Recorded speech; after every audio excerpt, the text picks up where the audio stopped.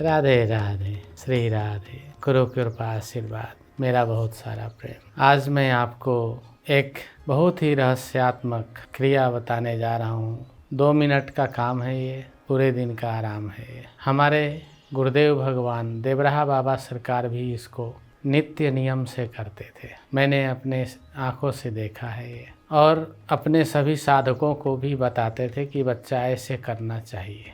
इसको करने से बाबा ने कहा है कि बच्चा तुम्हारा शरीर स्फूर्ति में रहता है, चित्त में आनंद होता है और शरीर ऊर्जान्वित रहता है। अनिद्रा, आलस्य ये भी तुम्हें कम सताता है। हमारे शरीर में लिम्फ, लसिका ग्रंथि, जिसको हम हिंदी में कहते हैं, संस्कृत में कहते हैं, इस क्रिया को करने से लसिका ग्रंथि शोधित होता है। उससे हमारे शरीर में बहुत सारी विकृतियाँ नष्ट हो जाती हैं, जैसे साइनस है, जुखाम है, फेफड़े की परेशानी है, मस्तक को भारी रहना और टेंशन, स्ट्रेस हो जाना, अवसाद को प्राप्त करना, इस तरह की कई सारी समस्याएं खत्म हो जाती हैं और चित्त प्रसन्न रहता है। जो भी कार्य करते हैं उसमें मन लगता है। तो ये बहुत ही सरल, सहज, छोटी सी क्रिया है। आप सभी को होता है ये, लेकिन जब बीमार होते हैं तब होता है ये, और इसी को स्वस्थ रहे तब करे तो बीमार होगा ही नहीं आदमी। आपकी लसिका ग्रंथि शोधित हो जाएगा और आप हमेशा स्वस्थ रहेंगे। तो इसके लिए इसका समय क्या है करने का? जब आप ब्रश कर लेते हैं या दातून कर लेते हैं तब, नहाने से पहले, दातून के बाद। मैंने बाबा को करते हुए देखा है। बाबा नित्य दातून करते थे। बाबा के दांत पूरे के पूरे थे और बाबा नित्य दातून से उनको साफ करते थे। दातून से दांत साफ कर लेने के बाद दातून की छिलका थोड़ा सा ऐसे दातून में से निकाल के, इतनी बड़ी, उसको नाक में लगाया जाता है।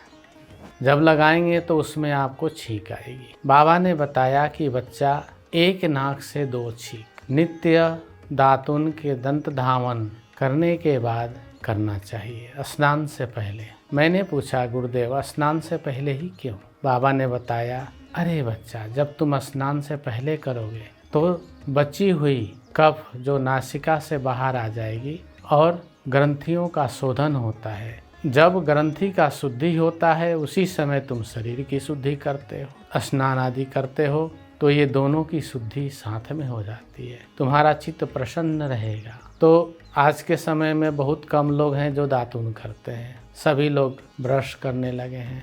लेकिन ये क्रिया आप कर सकते हैं।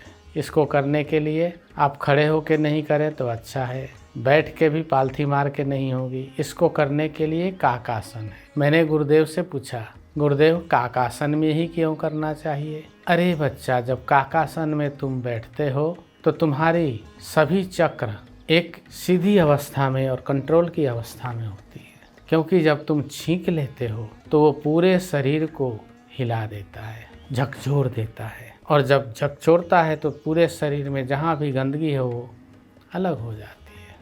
जैसे कपड़ा को, गीले कपड़े को हम लोग फटकते हैं तो पानी नहीं निकलता, लेकिन पानी का अवशेष उसमें से बहुत महीन बादल जैसा या पानी का हल्का सा छींटा निकलता है, फुहारे जैसा, जैसे स्प्रे करते हैं।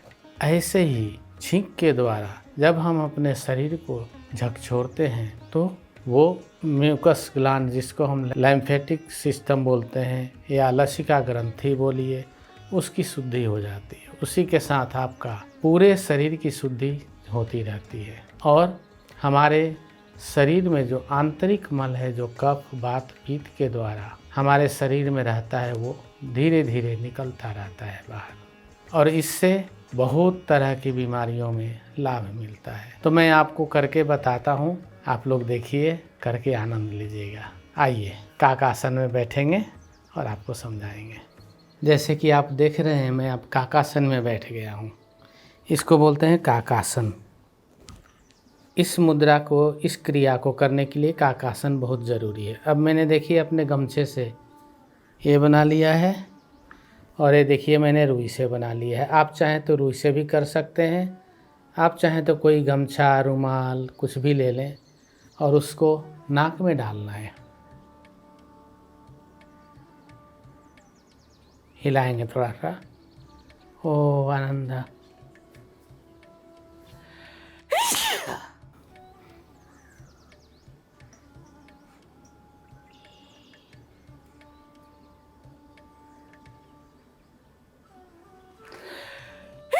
राम राम राम। अब ये टेढ़ा पड़ गया, अब मैं इसको लगाऊंगा।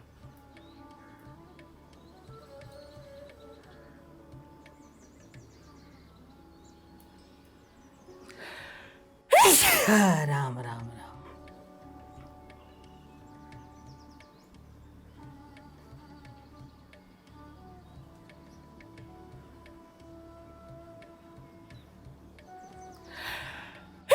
राम राम राम।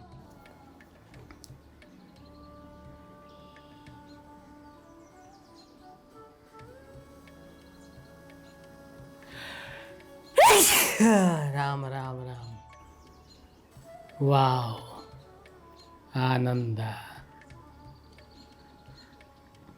अब आप लोग भी आनंद लीजिएगा। ये इसको करने से आपके आँख में पानी आ जाता है, कान का छिद्र खुल जाता है, मस्तक पूरा झिंझोर जाता है, फेफड़ा पूरा भर के खुलता है और एक्सरसाइज हो जाता है, हृदय की गति एकदम तेज़ी से बढ़ जाता है, कम हो जाता है।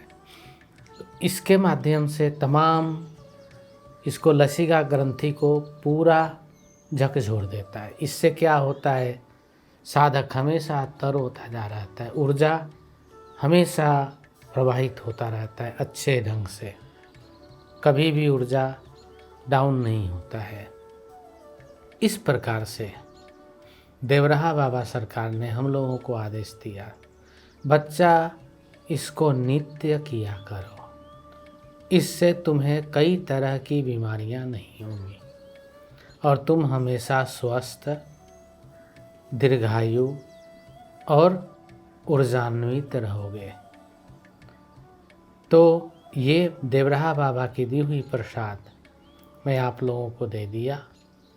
आप लोग इसको नियम से 2 मिनट भी नहीं लगते करें, आपको बड़ा ही आनंद आएगा और बाबा की स्मृति रहेगी कि बाबा भी ये करते थे और मैं भी कर रहा हूँ, तो बाबा की कृपा अनुभूति भी होगी। इस प्रकार से 4 छींक रोज़ लेना है, ब्रश करने के बाद, नहाने से पहले, फिर नासिका में उंगली डाल करके साफ करके उसको अच्छी तरह से साफ सफाई कर दें। आप हमेशा तरोताज़ा, स्वस्थ और दीर्घायु रहेंगे। गुरु कृपा आशीर्वाद है। राधे राधे।